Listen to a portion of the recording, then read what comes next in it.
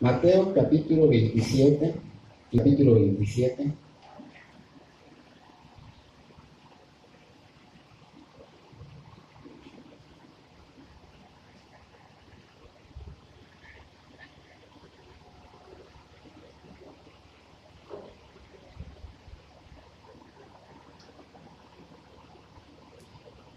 Iniciamos con el capítulo de Mateo 27, capítulo 27. Vamos a ver hoy del 1 al 31.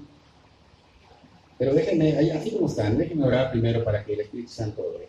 Señor, te pedimos que en esta mañana tu Espíritu Santo obre en cada corazón, en cada uno de nosotros, Señor. Que abra nuestro entendimiento, que podamos, Señor, poner la atención debida porque tenemos temor reverente hacia ti, Señor. Y esta palabra, Señor, es algo para nosotros que nos sabe a delicioso, que nos sabe a nuestro tesoro más grande, Señor.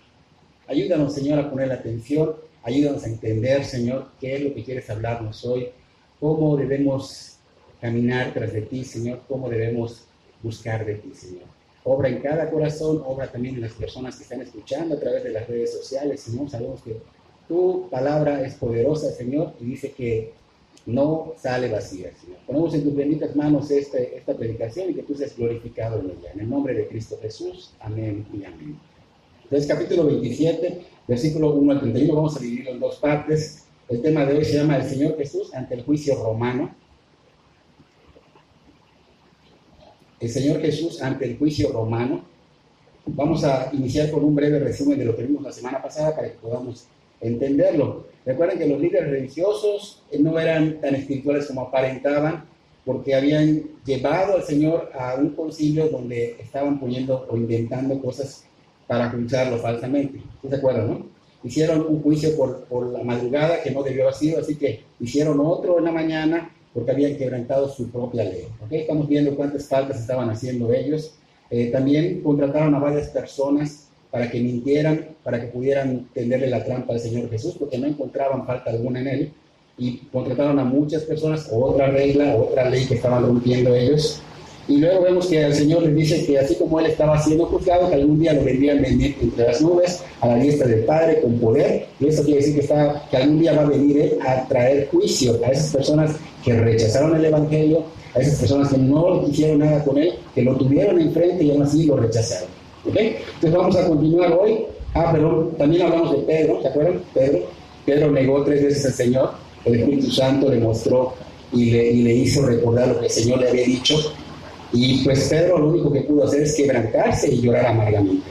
Así vamos a continuar ahorita con el juicio del Señor Jesús, sí, el juicio del Señor Jesús, pero ya no ante el concilio, sino ante el juicio romano. Allá en Mateo 27:1 empezamos, y dice: venida la mañana, todos los principales sacerdotes y los ancianos del pueblo entraron en consejo contra Jesús para entregar la muerte. Le llevaron atado y le entregaron a Poncio Pilato, el gobernador. Entonces Judas, el que le había entregado, viendo que era condenado, devolvió arrepentido las 30 piezas de plata a los principales sacerdotes y a los ancianos, diciendo: yo he pecado entregando sangre inocente. Mas ellos dijeron: ¿qué nos importa a nosotros? Allá tú. Y arrojando las piezas de plata en el templo, salió y fue y se ahorcó.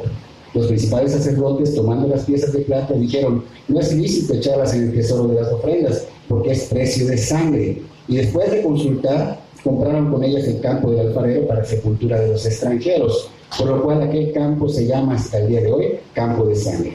Así se cumplió lo dicho por el profeta Jeremías cuando dijo: y tomaron las 30 piezas de plata, precios del apreciado según precio puesto por los hijos de Israel, y las dieron para el campo del alfarero, como me ordenó el Señor. Jesús, pues, estaba en pie delante del gobernador, y éste le preguntó diciendo: ¿eres tú el rey de los judíos? Y Jesús le dijo: tú lo dices. Y siendo acusado por los principales sacerdotes y los ancianos, nada respondió. Pilato entonces le dijo: ¿no oyes cuántas cosas testifican contra ti? Pero Jesús no le respondió ni una palabra, de tal manera que el gobernador se maravillaba mucho. Vamos a ponerle pausa acá, vamos a explicar todo esto y al ratito seguimos con la siguiente parte, ¿no? Estamos mencionando que la primera reunión que había sido en la madrugada, obviamente no fue válida porque la hicieron, aparte que la hicieron en un lugar que no era correcto, la hicieron fuera del horario. Ellos tenían sus propias leyes y tenían un horario, tenía que ser de la mañana en adelante. Ellos hicieron el juicio en la madrugada y terminaron en la madrugada, por eso tuvieron que hacer otro juicio, y ese lo mencionamos la semana pasada, que fue en Lucas 22, 66 al 71, donde se volvió a hacer el mismo juicio para darle validez a lo que habían hecho, ¿no? Ahora, ese juicio, terminando, es donde empezamos acá, donde el Sanedrín se reúne para, como que un consejo para formular tal vez ideas o para tramar o maquinar cosas en contra del Señor Jesús, porque como ellos no podían matarlo, tenían que llevarlo ante el gobernador, que él sí tenía el poder para matar o para perdonar. Entonces tenían que formular algunas mentiras para que cuando Pilato lo tuviera de frente pudiera sentenciarlo a muerte. No te olvides que estos hombres no eran tan de veras espirituales como decían, eran personas falsas, eran personas que tenían apariencia. Por eso el Señor Jesús en el capítulo 23 vemos que pues francamente se los dedica a ellos, ¿no? Les dice hipócritas, víboras y muchas cosas más, porque ellos solo aparentaban tener una relación con Dios, más no eran de Dios, ¿ok? Entonces vemos que estas personas no tenían autoridad, llevaron a Jesús, dice allá que lo llevaron atado de manos ante el gobernador. Recordemos que Jesús no estaba fresco, Jesús había pasado toda la madrugada despierto, había sido golpeado por ellos, todos los del líder del Sanedrín, lo habían golpeado, lo habían dejado desfigurado, de hecho comentamos la semana pasada. Entonces lo llevan ante este prefecto o gobernador que era Poncio Pilato. Estos prefectos, ellos veían lugares, ciudades o pequeñas aldeas conflictivas, y ellos tenían como que asuntos judiciales. Dijimos hace un rato que este gobernador tenía el poder para matar a la gente, sentenciar la muerte o decir, ¿sabes qué? Él es liberado, ¿no? Entonces vemos que Pilato obviamente era un prefecto totalmente corrupto.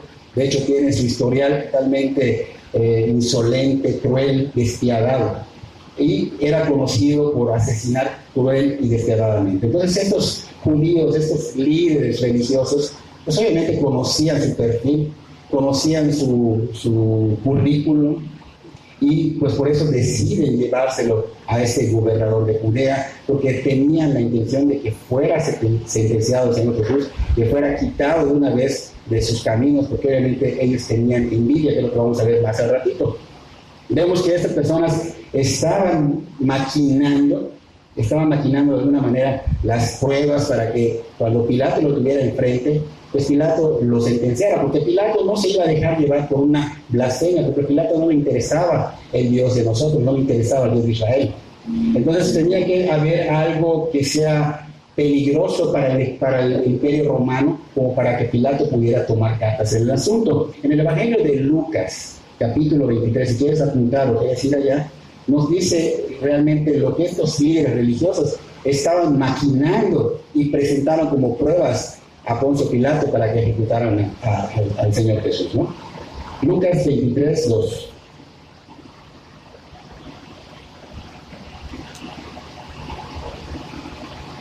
Allá en Lucas 23, 2, estos líderes dicen que Jesús era un revolucionario. Lo presentan ante Pilato como un revolucionario, dicen que incitaba al pueblo para no pagar los impuestos. Y esto era algo muy grave ante el Imperio Romano, porque el Imperio Romano obviamente les quitaba a través de los impuestos el dinero a toda la comunidad, ¿no? A todo Israel, ¿no? Entonces, obviamente, estas eran pruebas que hacían que este gobernador tomara cartas en el asunto. Otra cosa que decían era que afirmaba que era un rey, él dice que era un rey en oposición al César. Todo el que estuviera en contra del César, pues iba a causar atención para que tomaran cartas en el asunto, para ejecutar o para ver qué estaba pasando, ¿no? Entonces presentan estas situaciones ante el gobernador de Judea, que es Poncio Pilato, y pues obviamente le llama la atención a Poncio Pilato y empieza a tomar interés en este caso, ¿no? Ellos maquinaron muy bien esto, lo planearon muy bien, y pues vemos que por otra parte Judas Iscariote estaba viendo que este gobernador estaba casi condenando al Señor Jesús, y Judas Iscariote pues al ver esto pues dice acá que se arrepintió. No se arrepintió del todo, te lo vamos a explicar, pero acá dice que se arrepintió. Lamentablemente Judas no estaba arrepentido del pecado en sí. Judas estaba arrepentido de la consecuencia del pecado. No sé si me estoy explicando. Por ejemplo, fue sentenciado, Jesús fue entregado.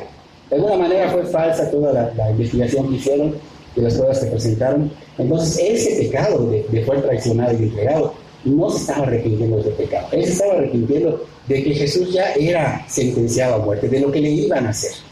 Entonces, esto también nos debe de llevar a entender a nosotros que tenemos que analizar bien cuando pecamos para que podamos arrepentirnos correctamente. A veces nos arrepentimos de la consecuencia que causó nuestro pecado, pero no tomamos en cuenta el pecado en sí. ¿Cuál fue el fundamento de que venga esta consecuencia? No sé si me expliqué. ¿Sí quedó claro o se lo explico mejor? ¿De alguna manera? Bueno, causas un pecado, pero eso no te trae arrepentimiento. O sea, no te incomoda, no te redarguye. Pero ese pecado que causaste, la consecuencia, lo que viene después, eso sí te incomoda. Pero tú tienes que arrepentirte desde la base. ¿Qué fue lo que causó esa consecuencia? Es importante que tomemos en cuenta eso, ¿ok? Es algo que tenemos que aprender. Entonces vemos a Judas que ve condenado al Señor Jesús ya para muerte y va con esos sacerdotes y les dice: he cometido un grave error. He pecado al entregar sangre inocente. Entonces dice: voy a devolverles el dinero para que esto ya se cancele. Él pensó que a lo mejor llevando el dinero y reconociendo que había cometido un grave error, estos líderes religiosos a lo mejor iban a hacer una tipo expiación por el Señor y a lo mejor iban a hablar con Pilato para que lo dejaran libre. Sin embargo, vemos que estas personas no le hicieron caso al retractarse a Judas y lo trataron muy mal, lo recibieron muy mal. Entonces, algo que podemos ver acá, que Judas lanzó las monedas, ya no le importó el dinero, se fue, obviamente, totalmente quebrantado. Pero vemos que todo instrumento del mal, toda persona que se presta a servir al mal, porque a veces decimos: bueno, yo no sirvo al mal. No, pero si tu vida no tienes a Cristo, estás sirviendo al mal. De alguna manera estás sirviendo al mal. Y si te prestas para hacer cosas más malvadas, obviamente el mal, créeme que no te va a dar ningún alivio. Él quiere destruirte, te va a usar, pero te va a destruir. Así que tenemos que entender que el mal paga bien. El mal no te va a ayudar. O sea, una vez que tú le sirvas, después te va a destruir. Así que paga bien, ¿ok? Tenemos que tener cuidado con eso. Entonces vemos que estos sacerdotes, estos líderes religiosos, no le hicieron caso, lo trataron muy mal, no les importó ni siquiera la devolución del dinero, nada más le dijeron: ese es tu problema. Y es así como nos habla el mal. Nosotros servimos y luego: oye, pero yo ya no quiero seguir haciendo esto. Bueno, ese es tu problema. Y algo así pasa en la ley hoy en día. Por ejemplo, hay personas que acusan falsamente a algún familiar, a algún pariente, a algún amigo, y lo llevan hasta la corte y lamentablemente lo meten hasta la cárcel. Luego viene la persona y se arrepiente, pero eso se sigue de oficio. Ya no puedes hacer nada. Lamentablemente el daño ya está hecho y trae consecuencias. Entonces, más o menos es algo lo que estaba sucediendo, ¿no? Pero ellos son muy listos porque el dinero no lo dejaron allá, el dinero lo tomaron. Solo que ellos decían: bueno, no puede ser parte de la ofrenda porque es dinero manchado, dinero sucio, dinero de traición. Pero ellos no se daban cuenta que ellos habían participado de esto, que ellos fueron los que pagaron, que ellos fueron los que tramaron, maquinaron, hicieron todas estas cosas. ¿Para qué? Para matar al Señor Jesús. Este tipo de gente son personas que se fijan mucho en los demás, en los errores de los demás, pero no están viendo su viga, se puede decir así, su viga o su cola, como quieran decirlo. Y eso hay que tener cuidado porque estamos cayendo en un legalismo religioso. Nosotros tenemos que poner nuestra mirada en el Señor Jesús, y si algún hermano está cayendo y haciendo cosas, nuestro deber es hablar con el hermano si el Señor te lo ha puesto en tu corazón, o orar por él, pero no condenarlo ni estar allá diciendo: wow, mira esto. No. Tú tienes que orar por esa persona, o tú puedes confrontarlo con la palabra, pero con amor.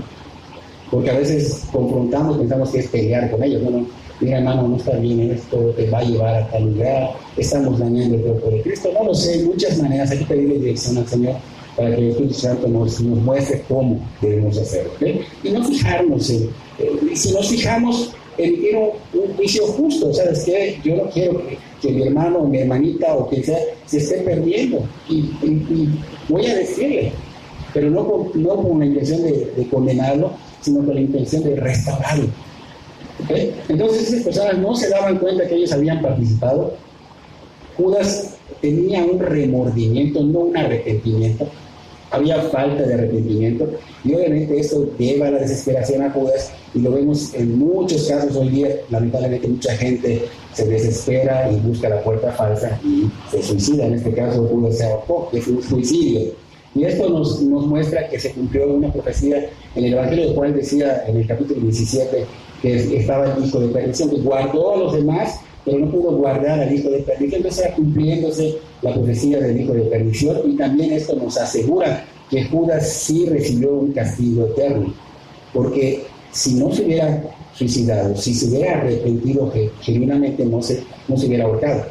No se hubiera ahorcado, y obviamente sería testimonio de que el Señor también tiene misericordia. Y la tuvo. Dijimos que en la cena, en el aposento alto, en la Pascua, el Señor le estaba dando de comer en su boca, como diciéndole: mira, sé que me traicionas y sé que voy a ir a la cruz por ti, perdón, por todos, pero también voy a ir por ti. O sea que el Señor le estaba mostrando misericordia: te amo y también por ti voy a morir. Pero Judas obviamente estaba totalmente cegado. A Judas lo único que le interesaba era el dinero, y siguió con el plan. Buscaba la manera, dice ya, de cómo entregar, en qué momento entregar al Señor, ¿no? Entonces, esto vemos que sí realmente asegura que Judas sí recibió ese castigo eterno.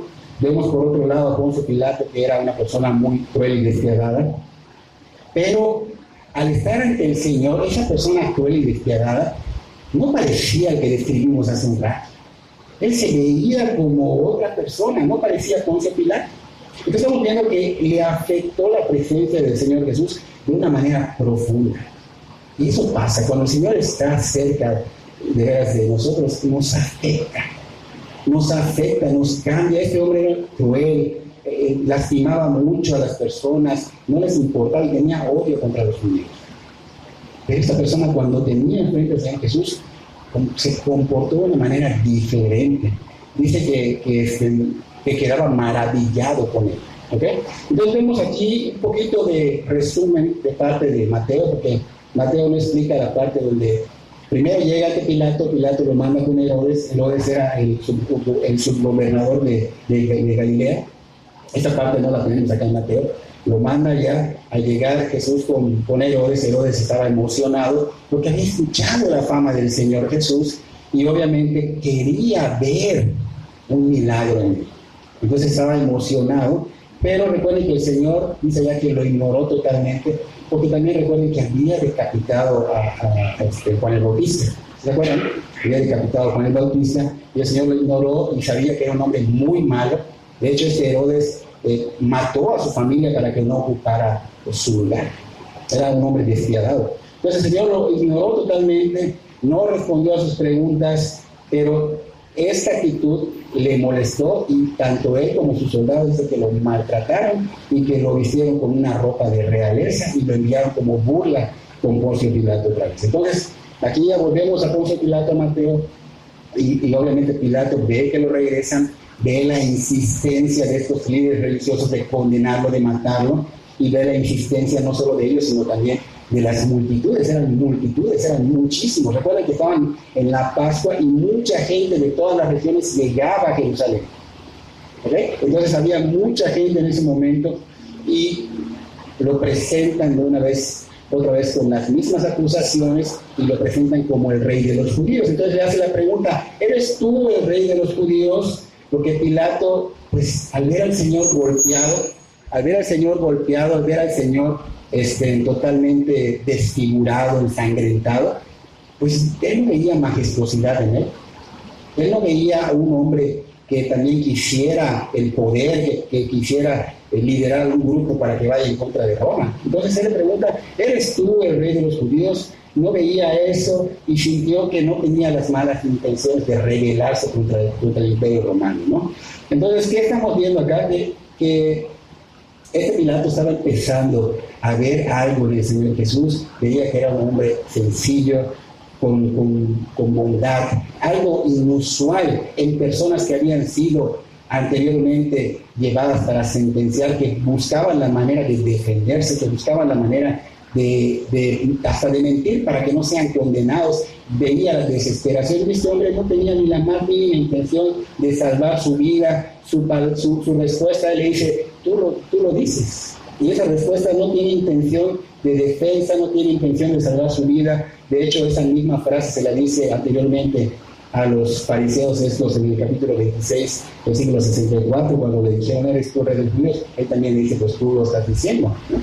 Que vuelve a repetir la misma cosa, pero no trae un trasfondo así como de defensa, de querer pues librarse de esta cosa que estaban tramando ellos, ¿no? Esto hace que Pilato se sorprenda. Esto hace que Pilato le llegue a otra pregunta, le dice, no oyes cuántas cosas se están testificando contra ti, porque obviamente le habían presentado las pruebas que dijimos hace un rato, que mencionamos, pero también las estaban gritando desde afuera. Decían que era un revolucionario, que incitaba a la gente del pueblo para que no diera los impuestos, que se iba a ir contra Roma, o sea, mentiras contra él. Entonces él había visto que no era cierto. Entonces decía, oye, no oyes cuántas, o sea, tú defiéndete, ¿no? No oyes cuántas cosas testifican de ti. Pilato no podía creer ver a este hombre que lo veía fuerte, lo veía digno, lo veía fuerte. ¿Por qué? Porque ya había pasado por una golpiza impactante y aún así él estaba firme. Y lo veía digno y sabía él que pues obviamente no era culpable, porque detectó en estos hombres líderes religiosos, a través de la manipulación de sus palabras, detectó claramente que era por envidia. Y eso lo dice un poquito más adelante. Entonces, que como veía que el Señor no ponía oposición ni nada, pues se maravillaba. O sea, que quiere decir que se sorprendía de una actitud ante tal situación. Dijimos hace un rato que había personas que en una situación de sentencia de muerte reaccionaban de una manera diferente. Pero este hombre estaba tranquilo, estaba mostrando su bondad, su humildad. De hecho, se veía sumiso e inocente. Entonces dice, wow, era un caso insólito para él. Decía, bueno, ante la adversidad este hombre denota tranquilidad, paz, sumisión, ¿no? No. Entonces, ¿qué nos está mostrando acá? Que no puede haber otro nombre. Él es, el Señor Jesús es el Señor. ¿Quién puede actuar ante una situación como esta, como el Señor lo hizo?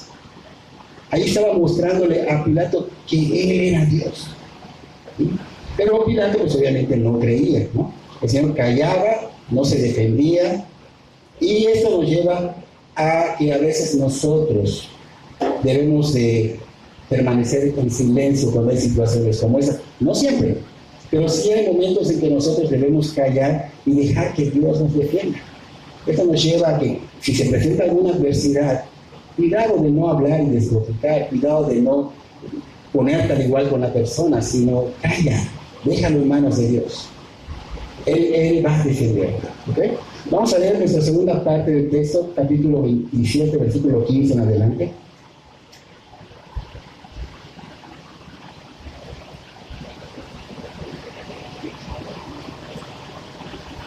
Capítulo 27,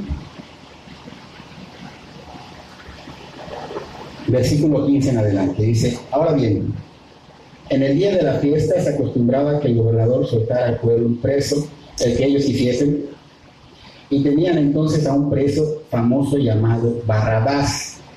Reunidos pues ellos, les dijo Pilato, ¿a quién queréis que os suelte? ¿A Barrabás o a Jesús llamado el Cristo? Porque sabía que por envidia le habían entregado. Y estando él sentado en el tribunal, su mujer le mandó a decir, no tengas nada que ver con este justo, porque hoy he padecido mucho en sueños por causa de él. Pero los principales sacerdotes y los ancianos persuadieron a la multitud que pidiese a Barrabás y que Jesús fuera muerto. Y respondiendo el gobernador les dijo, ¿a cuál de los dos queréis que os suelte? Y aquellos dijeron, a Barrabás. Pilato les dijo, ¿qué pues haré de Jesús llamado el Cristo? Y todos dijeron, sea crucificado. Y el gobernador les dijo, pues ¿qué mal ha hecho? Pero ellos gritaban aún más diciendo, sea crucificado. Viendo Pilato que nada adelantaba, sino que se hacía más alboroto, tomó agua y se lavó las manos delante del pueblo, diciendo: inocente soy de la sangre de este justo, allá vosotros. Y respondiendo todo el pueblo, dijo: su sangre sea sobre nosotros y sobre nuestros hijos. Entonces le soltó a Barrabás, y habiendo azotado a Jesús, le entregó para ser crucificado. Entonces los soldados del gobernador llevaron a Jesús al pretorio y reunieron alrededor de él a toda la compañía, y desnudándole le echaron encima un manto de escarlata, y pusieron sobre su cabeza una corona tejida de espinos y una caña en su mano derecha, e hincando la rodilla delante de él, le escarnecían diciendo: salve, rey de los judíos. Y escupiéndole tomaban la caña y le golpeaban en la cabeza. Después de haberle escarnecido, le quitaron el manto, le pusieron sus vestidos y le llevaron para crucificarle. Algo muy fuerte estaba pasando. Pilato estaba viendo que no habían pruebas que demostraran que este Jesús, según él, era inocente, o sea, no es culpable. Pilato totalmente analizó la situación y dice: no hay nada de lo que ellos me están diciendo, o sea, no tengo por qué condenarlo. Y muy inteligentemente Pilato, ¿qué hace? Mete una costumbre, una tradición que tenían ellos para las fiestas de soltar a un preso. O sea, les daban a elegir a qué preso soltar. Esto hacía que la multitud se calmara y estuviera contenta, ¿no? Entonces Pilato pensó inteligentemente que esto podía ayudar a resolver el problema del Señor Jesús, porque él no veía culpa en él, ¿no? Entonces, tenían ellos que sacar que a un preso que era muy famoso, un asesino realmente, llamado Barrabás. Y Pilato, pues, como había detectado, dijimos hace un rato, que los líderes religiosos tenían envidia del Señor y por eso lo querían matar, no habían otras razones. Obviamente dijimos que lo detectó a través de su manipulación de sus palabras. Pues Pilato pensaba que si presentaba en comparación el motivo del asesinato y presentaba de este lado la envidia, pues obviamente iban a decir: bueno, esto es más grave, ¿no? El asesinato es más grave, la envidia pues no es tan grave, pues vamos a soltar a Jesús, ¿no? Eso es lo que él pensó, porque él no vio ninguna evidencia de Jesús en contra del Imperio Romano, ¿ok? Entonces Pilato pues se lleva la gran sorpresa porque ve la envidia muy fuerte y ve que el pueblo y los líderes religiosos responden que escogen a Barrabás, ¿ok? Algo que tenemos que recordar: en la Biblia, bueno, se puede decir que en toda la historia de la humanidad, la envidia ha destruido a las familias, la envidia ha destruido a las amistades, la envidia ha destruido a las iglesias. Pero un caso muy fuerte que podemos mencionar, que fue en el inicio, en Génesis 4, es de Caín y Abel, que eran hermanos, que por envidia mata a Caín a Abel. Allí es donde fue el primer derramamiento de sangre, y es algo muy fuerte, y eso es algo que nosotros, en la familia de Cristo, no debe de haber. No debe de haber, debemos tratar de evitar caer en envidias, debemos tratar de hacer esto a un lado, porque esto forró, y llega un momento en que Caín, a pesar de que empezó como una molestia, como una pequeña envidia, fue creciendo, y ¿qué hizo? Matar a su propio hermano. Y eso es lo que estaba pasando acá. Por envidia querían matar al Señor Jesús. Pilato se lleva la sorpresa y él dice: bueno, este es un hombre inocente. En Lucas 23:4 dice: ningún delito hay en este hombre. O sea, él estaba viendo la inocencia totalmente del Señor Jesús. Y vemos también el ejemplo de la mujer que mandó a un siervo a avisarle de que no haga nada contra ese justo, no hagas nada contra ese hombre.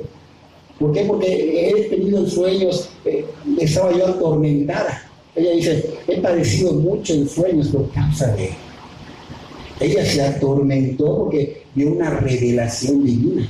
No sabemos exactamente qué vio, pero había algo divino que la atormentó y mandó, despertó sorprendida, atormentada, y manda, ve que es algo muy grave, y manda a su siervo, algo que no podía hacer una esposa de un gobernador, de un prefecto, no podía hacerlo, no podía meterse en las decisiones que él tomaba. Sin embargo, fue algo tan grave, que podía también ser grave para ellos, que a ella no le importó y se metió en esa decisión, como si le dijera: déjalo ir aquí a lo lejos, no hagas nada con este hombre, porque me atormenta lo que soñé. ¿Ok? Entonces vemos que esto es una influencia divina.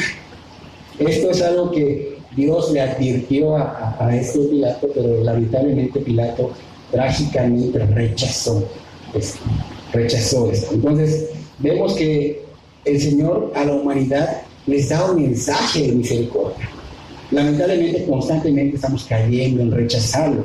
No vemos que el Señor nos quiere realmente salvar. Pensamos que el Señor, nada más, Él es el que nos está condenando, pero no Él es el que nos condena. Nosotros nos condenamos a nosotros mismos, pero somos tercos, somos necios. Y hasta que no haya una adversidad muy grande, es cuando venimos a la presencia del Señor. Entonces, ¿para qué vamos a esperar a que venga esto, ¿no? ¿O para qué vamos a esperar y a lo mejor no nos dé tiempo? Tenemos que poner atención al llamado que el Señor nos hace. Estos líderes religiosos, dijimos que manipularon, planearon muy bien todo esto, determinaron que Pilato iba a sentenciar al Señor Jesús, pero lo determinaron de tal manera que dijeron, bueno, no puede ser por nosotros, no puede ser por su esposa, no puede ser ni por él mismo, pero sí puede ser a través de las multitudes. ¿Sí? Entonces ellos maquinaron esto, engañaron bien a la gente. Recuerden que contrataron mentirosos para que dijeran falsas cosas contra el Señor, y obviamente así ya tenían al pueblo en contra del Señor. Esa era la única manera que Pilato podía ser manipulado, ¿ok? Entonces, esta manipulación nos muestra que Pilato estaba escuchando la voz de la multitud, que la última palabra, aunque él la tenía, se la estaba dando la multitud, ¿ok? Él era quien iba a determinar si el Señor vivía o si el Señor moría. Sin embargo, él falló en realmente dar la justicia, porque él sabía que lo correcto era liberarlo. Sin embargo, él falló en darle la justicia al acusado. Él tenía toda la evidencia para hacer lo correcto, pero lamentablemente estaba escuchando las voces de las multitudes. ¿Por qué? Porque tenía cierto temor a una revolución, ¿entiendes? A que se vaya contra Roma. Lamentablemente estaba escuchando la voz de las multitudes, no estaba obedeciendo a lo que realmente era hacer lo correcto. Y esto nos enseña que estos líderes religiosos manipularon la situación de alguna manera, llevaron a todos, a esta multitud y a Pilato a hacer lo que ellos querían, que no es agradable a Dios. Entonces esto nos muestra que en algunas iglesias lamentablemente hay líderes o hay personas que son malvadas, supuestamente son cristianos, pero son malvadas. Lamentablemente el Señor nos ha dicho, hay falsos profetas, nos ha dicho, va a crecer el trigo con la cizaña, nos ha dicho muchas cosas que nos dan advertencias y que debemos tener cuidado. Nosotros debemos discernir. Cuando alguien nos quiera llevar fuera de Cristo, es mejor que tú lo jales a Cristo o apártate, pero no te dejes llevar, porque lamentablemente estas personas te llevan a veces a elegir, en vez de a Dios, elegir tal vez, no lo sé, placeres de este mundo, ¿no? Cosas que te alejan de Dios en vez de preferir la propia salvación de tu alma.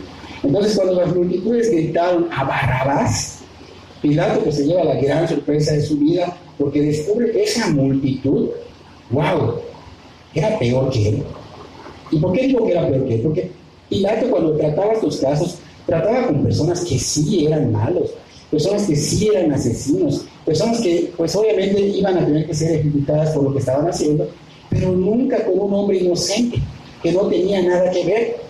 Y dice, bueno, yo no lo sentencio, decía, yo no veo ninguna falta en él. Yo no veo algo de lo que ustedes me están diciendo, ¿eh? Yo veo que es una persona inocente, pero ellos fueron peores. ¿Por qué? Porque ellos a un hombre inocente lo querían matar. Y no lo querían matar de una manera normal. Querían que lo crucifiquen. La peor muerte que podía existir en esos tiempos. Entonces, él ve y descubre que la multitud y los religiosos de estos obviamente eran muy malos. Y aún así él decía, pues qué mal ha hecho este hombre. ¿Qué mal ha hecho? No le veo delito alguno, lo veo que es inocente. Entonces, estos, en vez de que al menos dijeran, titubearon, no, dice que gritaron más fuerte y continuaron diciendo que muera, que lo crucifiquen, que sea crucificado, que sea torturado. Entonces, esta crucifixión en los tiempos de Jesús era hecha por los romanos, era la peor muerte, la peor tortura, era algo despiadado y cruel que se hacía. Y entre esa multitud que había, no hubo nadie que no gritara eso. Lamentablemente todos, no hubo alguien que hiciera silencio. Todos estaban manipulados y todos gritaron a una sola voz, crucifiquen. Y esas multitudes que Anteriormente, cuando hizo su entrada triunfal a Jerusalén, gritaban, Hosana en las alturas, bendito que viene en el nombre del Señor. O sea, todo esto eran las mismas multitudes que estaban gritando en ese momento, crucifíquenlo, con un odio, con un rencor, totalmente un corazón malvado. Esas multitudes que antes gritaban, bendito que viene en el nombre del Señor, Hosana en las alturas, se les olvidó de a él mismo. Y empezaron a gritar, mátenlo, mátenlo, crucifíquenlo, mátenlo, porque la crucifixión era ir y no regresar. Y ellos cometieron un grave error porque escogieron a la persona equivocada. Porque el Señor dice claramente que vino a buscar y a salvar lo que estaba perdido. Pero ellos no lo vieron, tuvieron la luz enfrente, tuvieron a Dios en sus narices y lo rechazaron. Y aún así, lo crucificaron. Es una mala elección, rechazan al Señor Jesús, escogen a otro. Y esto nos debe llevar a que puede haber un Barrabás en nosotros. Puede haber un escoger, no el nombre de Barrabás, pero a lo mejor escoger la lujuria, a lo mejor escoger la codicia, los deseos de los ojos, la vanagloria de la vida. Entonces, tenemos las cosas del Señor Jesús, las cosas que nos llevan al Señor Jesús, pero no las escogemos, pero sí preferimos escoger las cosas del mundo porque nuestros ojos están puestos en ellas, porque realmente queremos gozar de las cosas que el mundo nos ofrece, que no vienen de Dios. Entonces tenemos que tener cuidado de no caer en esto, ¿no? Vemos a este Barrabás, y Barrabás creo que fue el hombre que de veras presenció y no dudó que Cristo murió en su lugar. A veces nosotros pensamos y dudamos que Cristo haya muerto en mi lugar, ¿no? O sea, ni sé si realmente fue así, ¿no? Pero este hombre lo presenció, él lo vivió. Jesús tomó su lugar. Él iba a ser el que iban a crucificar. Sin embargo, aquí él fue testigo de que Cristo tomó su lugar. Cristo fue crucificado en lugar de este asesino. Barrabás fue liberado por la muerte de Cristo. Y eso nos enseña que somos igual como Barrabás. Porque nosotros estamos viviendo en pecados, en delitos, estamos en contra de Dios y aún así dice que Él murió por nosotros. Él derramó su gracia en la cruz por nosotros. Ese hombre debió entenderlo de veras bien, lo que Cristo hizo por la humanidad. Pilato dice que estaba obedeciendo la voz equivocada. Sí, dice que lavó las manos. Esto era símbolo de que, ¿sabes qué? Yo no tengo nada que ver con su muerte. De hecho, yo lo considero inocente. Pero yo no voy a tener nada que ver con esto. Está ya esto fuera de mí. Ya no me corresponde, y ya se los entrega a ellos. Es lo que estaba diciendo Pilato. Aquí dijo, no encuentro en él delito alguno. Pero aún diciendo esto, no fue suficiente, y decía él, inocente soy de la sangre de este justo. O sea, que estaba admitiendo que él era inocente, que Jesús era inocente, pero aún así Pilato estaba negando al Señor Jesús, escuchando las voces de las multitudes. Él pudo haber dicho no. Entonces vemos a un hombre sin temor de Dios. Un hombre sin temor de Dios, y no se habla de un temor de miedo, aunque debe de haber también. Es un temor reverente. Va a hacer lo correcto porque respeta a Dios. Pero un hombre o una mujer que no tiene temor de Dios va a seguir viviendo en su pecado. Va a seguir cayendo y viviendo en su pecado. Un hombre que tiene temor de Dios puede tropezar, puede pecar, pero se va a levantar, le va a redarguir y va a abandonar el pecado. Este hombre no tenía temor de Dios y debió tenerlo porque, aunque él no lo veía de la manera que lo vemos nosotros, pero Dios es quien puede destruir el alma en el infierno. Pues digo, no debemos inducir a que tengan ese miedo a Dios, pero sí uno debería tener miedo, como lo tuvieron aquellos israelitas cuando se presentó el Señor y les habló y retumbó y le dijeron a Moisés, no, habla tú con él. No, nos da temor, nos da miedo, mejor tú habla con él. Ese temor a esos israelitas no los llevó a hacer lo correcto. 40 años estuvieron en el desierto. Yo creo que quieres pasar 40 años de veras en tu desierto. Entonces nosotros tenemos que tener temor reverente, no tanto el miedo, pero sí de que tienes Dios Todopoderoso. Nada imposible para él, puede hacer lo que quiera. Él pudo haber aniquilado este universo y creado otro, no solo a la humanidad, sino completo. Pero él, ese plan, es soberano. Entonces vemos que este hombre negó al Señor Jesús, escuchó la voz de la multitud, y debemos entender que no siempre la multitud es Dios hablando, ¿no? Debemos tener cuidado y no caer en escuchar voces que no son de Dios. A veces escuchamos consejos de personas carnales. Nosotros debemos de escuchar el consejo de Dios a través de la Biblia. Nosotros debemos escuchar el consejo de Dios a través de que la persona esté transpirando, viviendo la palabra. Si la persona que está aquí al frente le vienes a pedir un consejo y esta persona sale y lo ves en el mundo haciendo cosas que no son de Dios, ¿cómo le vas a pedir consejo? Si tu amiga o tu amigo o el hermano que está frente a ti le vas a pedir consejo en un café, mañana nos vemos a las 10 de la mañana en un café, y esa persona realmente está viviendo en el mundo, ¿qué te va a dar? ¿Qué te va a ofrecer? ¿Te va a ofrecer algo del espíritu? No, te va a ofrecer algo carnal. Te va a ofrecer algo carnal. Y son esas voces que no debemos escuchar. No debemos escuchar tampoco al mundo que nos llama a hacer cosas que no son correctas. Entonces este hombre estaba escuchando esa voz, no es la voz de Dios, la voz de Dios está plasmada en la Biblia. Es más, no podemos estar escuchando ni siquiera a los psicólogos. Eso muestra que no crees en el Señor. Cree que es suficiente su palabra. La psicología, dijimos y se los mandé, no es una ciencia, es una filosofía. Ningún psicólogo está de acuerdo, chocan ellos mismos. Entonces, no escuchemos las voces equivocadas. Todo lo que tú necesites está en la palabra de Dios. No necesitas más. Ahí está todo. Ahí lo encuentras todo. Entonces, la voz de Dios, ¿quieres escucharla? Lee tu Biblia. Escucha las prédicas. Cuidado también cuando lo escuchas. Hay personas que saben discernir esta doctrina tachueca. Es importante corroborarlo. ¿Okay? Entonces, las multitudes dijeron a una sola voz: su sangre sea sobre nosotros y sobre nuestros hijos. Estas personas de veras que no entendían lo grave, el gigantesco error que estaban cometiendo al decir eso. Wow. En el año 70 después de Cristo, estamos hablando de 20 y tantos años, 30 y tantos años más, viene un juicio sobre Jerusalén. Jerusalén es destruido por Roma y muere 1.100.000, según Josefo, 1.110.000, algo así, personas en un día, entre ellos sus hijos de estas personas. El juicio estaba cayendo sobre ellos. Ellos no sabían lo que estaban haciendo.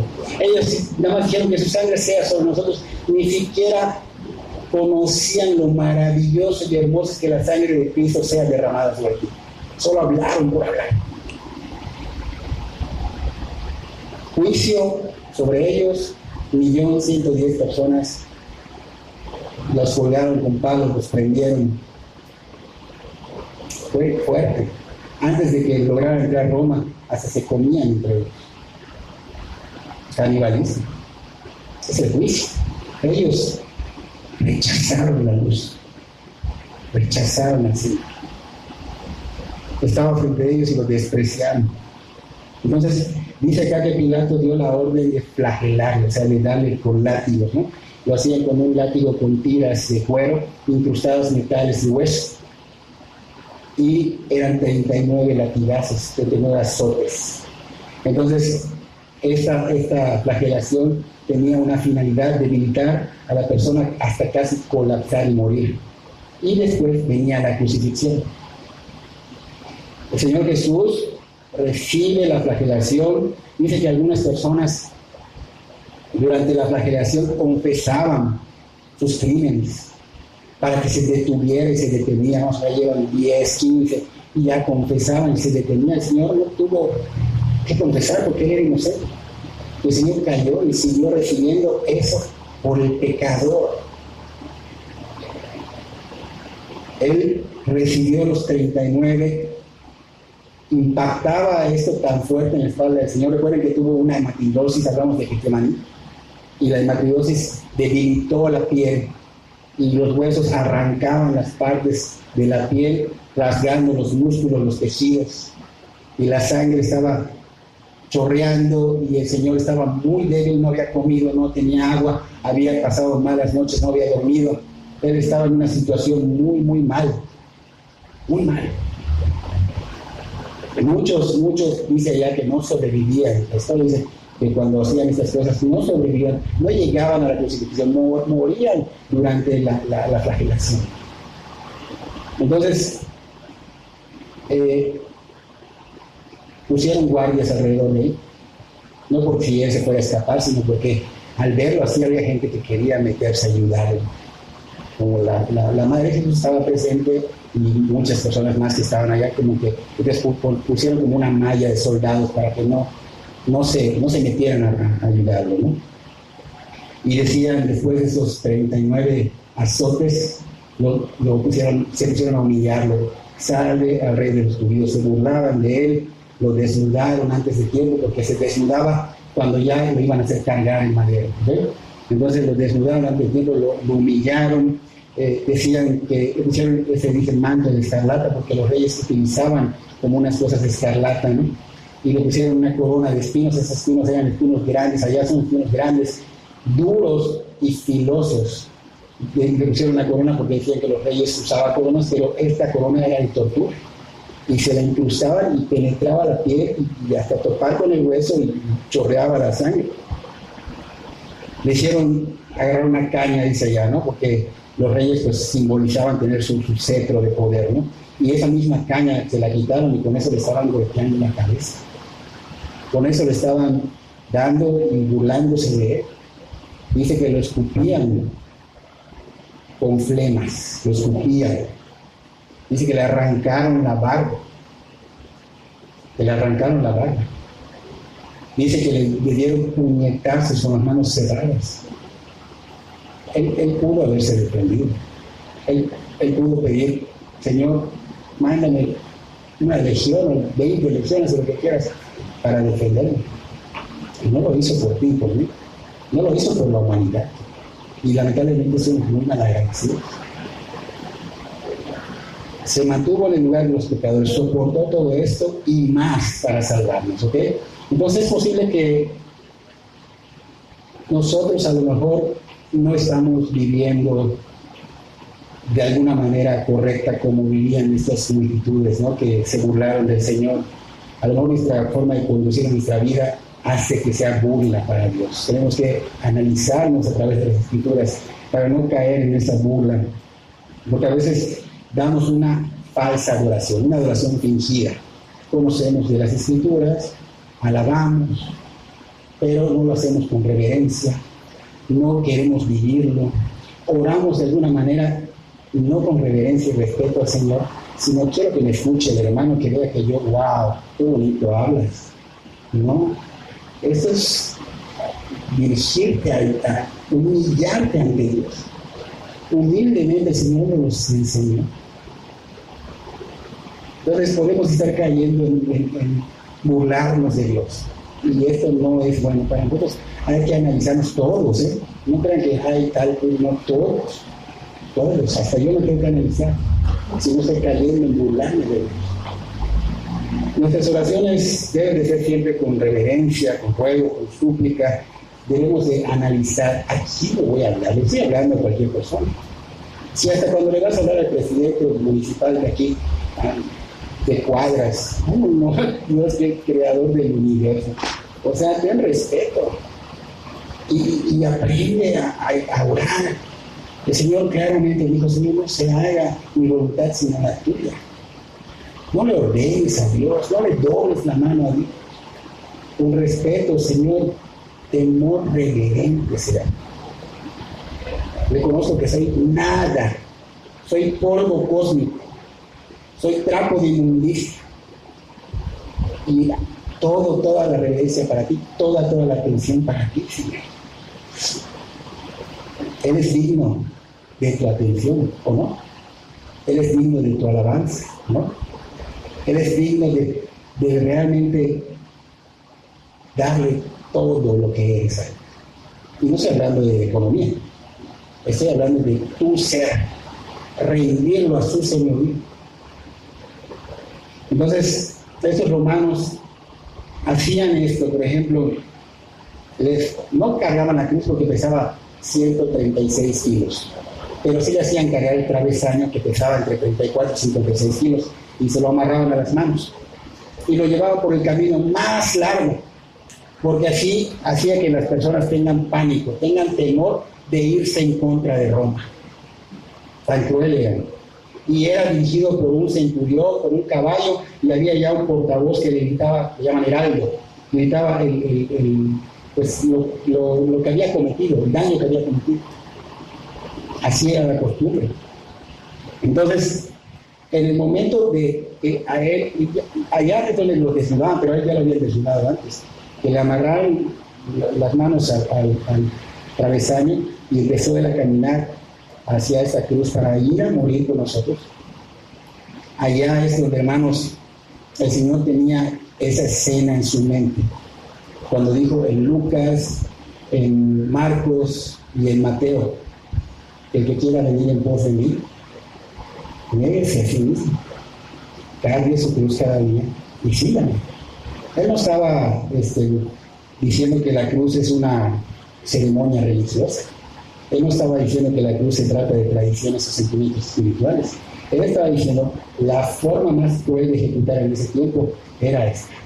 Y la forma en que el Señor te está diciendo que tomes tu cruz, que es un viaje de ida y no hay retorno, no es un viaje de retorno, es ida sin retorno. No vas a regresar. Significa que tienes que morir a tu voluntad. Esa voluntad no la agrada a Dios. Esa voluntad que tú tienes es la que el mundo te enseñó. Tradicionalmente, o costumbre, o cultura, o lo que sea, no es de Dios. El Dios muere a tu voluntad, muere a tu yo. Niégate a ti mismo, niégate a tu yo, a tu carne.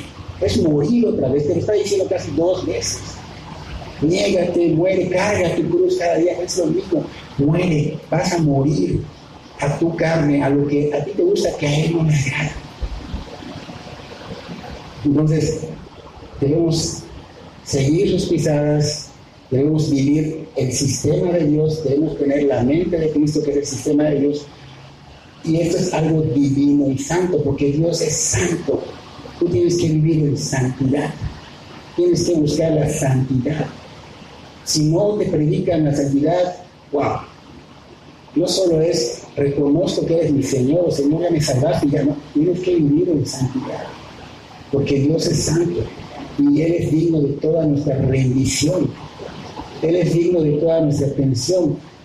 Estamos escuchando y puede haber alguien que su mente esté en otro lado. Eso no lo puedes engañar a Él. Él conoce hasta lo más íntimo de tu ser. Y si tú eres así y quieres cambiar, el Señor te lo va a dar. Él te lo va a dar. Señor, yo ni creo en ti, pero yo quiero creer, quiero conocer. Es su voluntad, ¿cómo no nos lo va a dar? Es su voluntad. Dice Lucas 11, si ustedes que son padres malos y dan buenas dádivas, como yo, el Padre Celestial, no le voy a dar al Espíritu Santo. Él nos los va a dar. Y Él nos los va a dar para que nosotros, de veras, seamos personas que rindan sus pies, que se rindan a los pies de Cristo, que rindan toda, que no haya nada que estorbe para que tú estés a los pies de Él. Que no haya nada que diga, bueno, el Señor no me puedo comprometer contigo. Porque a veces ponemos muchas cosas que son barreras para que tú te comprometas conmigo. Porque el reino de Dios tiene que ser extendido. Y eso nos ha encargado a nosotros. Y eso debe ser un privilegio para ti. Si no lo estás tomando así, estás perdido. Te voy a decir como las figuras que suben a veces al Face. Un huevo le dice a otro huevo: sin Cristo estábamos fritos, y hay un huevo frito ahí. Sin Cristo está frito. De verdad. Tú podrás sentirte fuerte, sano, a lo mejor con poder, porque a lo mejor tienes dinero, no lo sé. Pero tu final es feo. Estos hombres rechazaron al Señor. Estos hombres tuvieron juicio en el año 70 después de Cristo. Él está hablando, está diciendo: mira, no quiero que pases por esto. Es el momento, no es mañana, porque mañana no sabemos si vamos a vivir. Yo es hoy, porque mañana no sé si voy a despertar. Yo padezco a veces como de reflujo. Anoche comí un pedazo de pizza, un pedazo de hamburguesa que me invitaron. Wow, no podía respirar. Y sentí que me iba a morir. O sea, porque hasta eso te levantas y corres hasta a todos lados, ¿no? Así. No tenemos la vida comprada, a lo mejor dicen, el pastor murió. Pero vas a morir sintiendo que, bueno, si muero sé que estoy con el Señor. O vas a morir, wow, creo que, quién sabe. Duro. Vamos a ponernos de pie. No vamos a ver ahorita. Quisiera yo unos testimonios. No sé si el Señor ha hecho algo en tu vida. No sé, voy a parar la prédica, porque la estamos grabando. Y